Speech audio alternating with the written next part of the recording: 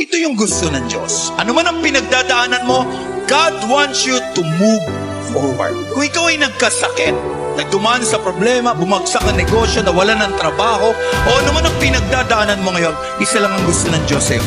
Move forward. Naiintindihan ni Lord na napipigatan ka. At kapag humihinto ka, naiintindihan ni Lord. Pero hindi niya na maiintindihan kung hindi ka natatayo.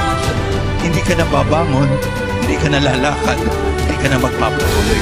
Kapag sunod-sunod na yung palo, umiyak ka kay Lord. Humingi ka ng tawad. Don't have that defeated mindset.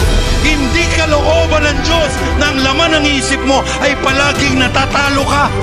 Ang kalooban ng Diyos, anak ka niya at mananalo ka at pagpapalain ka ng Diyos at may inihanda siyang mabuti para sa iyo. You are not born defeated.